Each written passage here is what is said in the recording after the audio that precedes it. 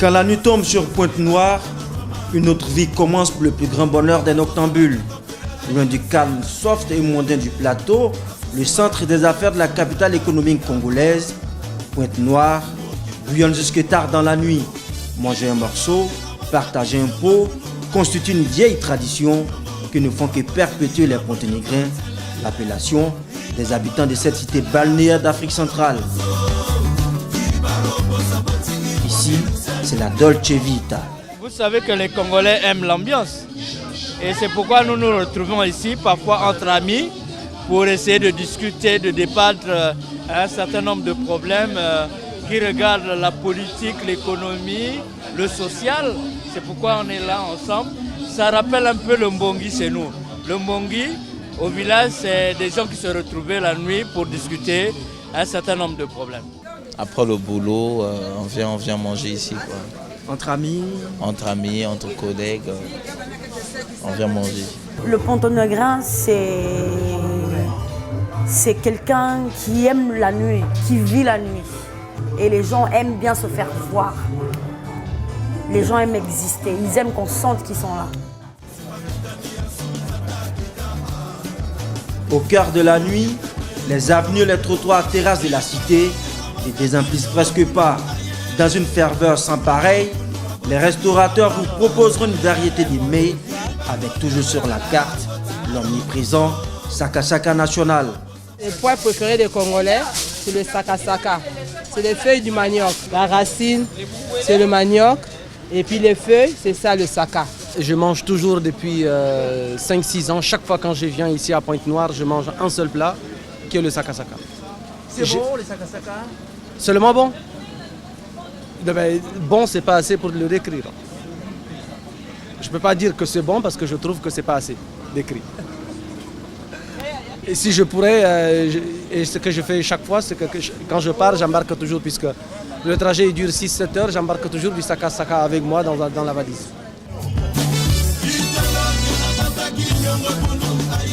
À côté des tubercules et des feuilles de manioc, les Congolais ont un fort penchant pour les grillades. Le plus souvent, les Ponténégrins, la nuit, comme vous voyez de l'autre côté, ils prennent les grillades.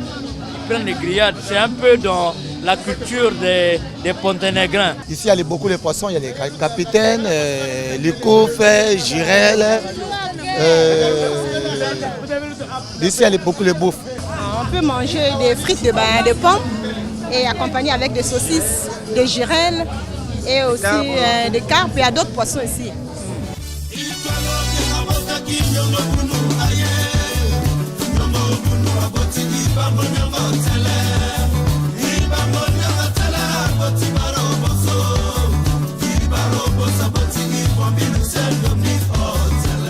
Natifs ou visiteurs de passage, vous y laisserez votre cœur.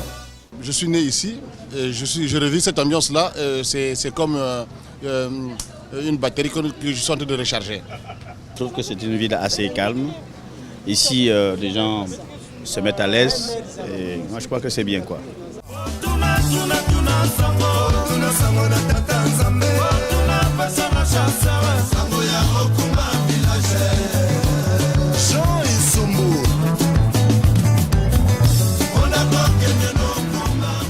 Dans cette nuit ponténégrine, il n'y a pas qu'à manger et à boire.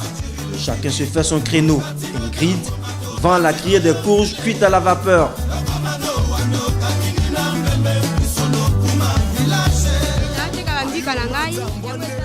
Dans l'imagerie populaire au Congo, ces légumes remédieraient aux problèmes de prostate chez les hommes. Plus loin, un marchand de disques pour les plus nostalgiques. Ici, dans les cœurs et les esprits, Franco la légende est toujours présent.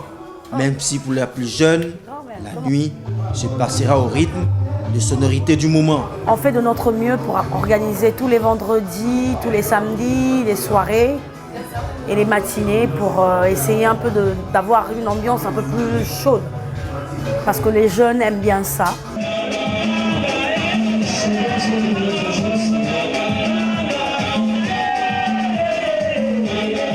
Quand l'alcool fait grimper le thermomètre dans les Nganda, l'équivalent des maquis et bistrots en Afrique de l'Ouest, la danse permet d'évacuer le trop plein de chaleur.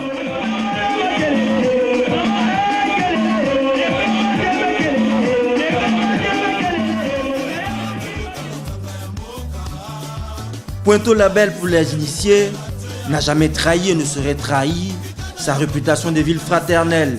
Chez Gaspard, chez Andreas, à Mawata, l'ambiance rappelle les soirées chaudes d'Afrique. À cette heure tardive de la nuit, alors que toute la ville est endormie, certains Pontonograis sont encore dehors pour faire la fête. Ici à Pointe-Noire, la nuit, tous les chats sont gris.